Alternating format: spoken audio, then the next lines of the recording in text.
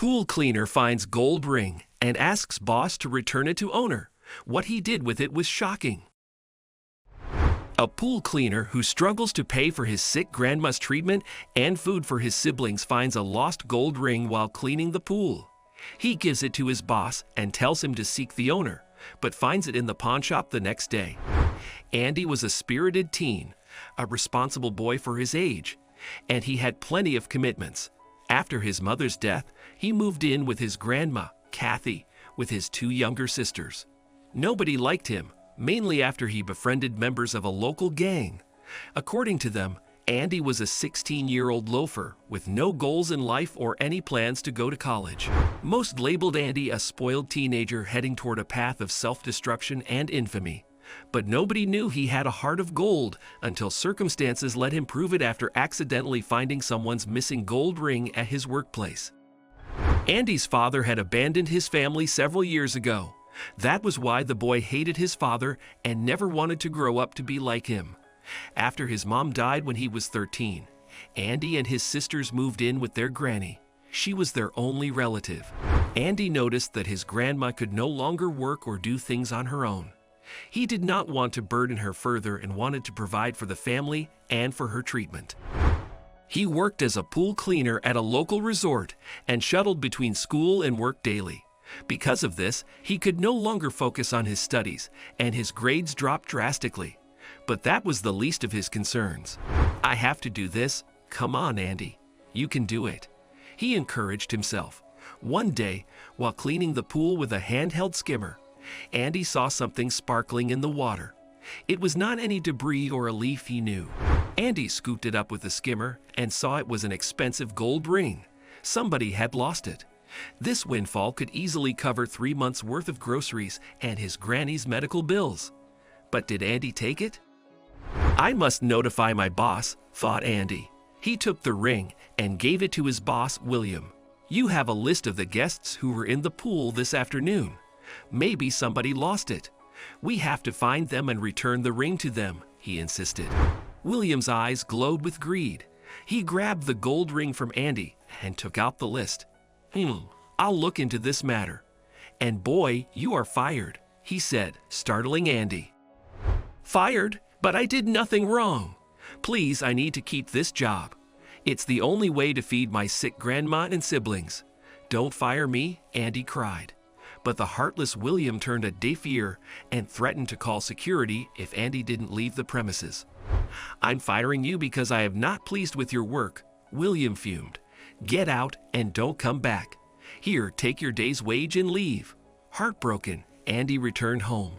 He gathered all the money he'd saved, but it was barely enough to buy his grandma's medication. With a heavy heart, he took an old silver amulet, the only memento he had of his late mother, and the next day he took it to a local pawn shop. "Young man, how may I help you?" asked the pawnbroker while examining a ring under his magnifying glass. "That ring?" Andy exclaimed, quickly recognizing it was the same ring he'd given his boss the previous day. The ring had strange initials engraved on it, and Andy instantly recognized it as the same ring. "But how did it come to be here? Who sold it to you?" he asked the seller. "A man sold the ring to me last night," the seller said. Andy immediately suspected something and used the pawnbroker's knowledge of the business to track down the ring's origins. "Letters like this are engraved in only one jewelry store 2 stops from here," suggested the seller. Without further thought, Andy offered to buy the ring. He sold his amulet and spent all his savings on buying it.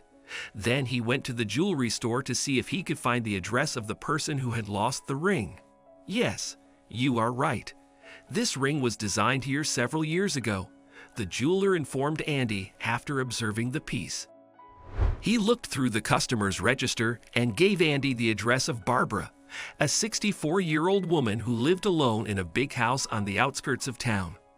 Andy hurried to her with the ring. "Does this ring belong to you?" he asked the woman, who seemed confused to see Andy with her late daughter's ring. "Oh my, yes. It belonged to my late daughter. I was wearing it as a pendant on my chain and lost it yesterday." "Where did you find it?" cried Barbara. "I found it in the pool at the resort," replied Andy. Barbara remembered visiting the resort the previous day and greeting a friend in the pool at that time. "I must have lost it while bending down to talk to my friend," recalled Barbara. "How did you find my address?" "It's a long story, but we've got to go and nab someone." "Please come with me," said Andy. Moments later, he and Barbara arrived at the resort with the police. As it turned out, William's greed had gotten the best of him. After getting the gold ring from Andy, he fired the poor boy, discarded the list of guests, and sold the ring for a good chunk of money. As a consequence of his dishonesty, William was marched away by the cops, handcuffed and grumbling.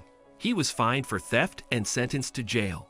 Later, Barbara learned of Andy's struggles and decided to repay his kindness and honesty. She hired him as a part-time gardener and paid for his grandma's treatment. News about Andy's truthfulness spread around the neighborhood and in his school. Those who labeled him as nothing praised him and stopped judging him. What can we learn from this story? Be kind to others and do not judge them without knowing the truth. Andy's neighbors and even those in school did not like him due to his poor grades and bonds with a local gang. They did not know about his struggles to provide for his destitute family and judged him blindly. Greed leads to disappointment, while kindness is rewarded with compassion and appreciation. William fired Andy and discarded the guest list so that he could sell the gold ring and make some easy money. In contrast, Andy strived to find the jewel's owner and helped her claim it back. Ultimately, William's greed sent him to jail, and Andy's kindness earned him appreciation.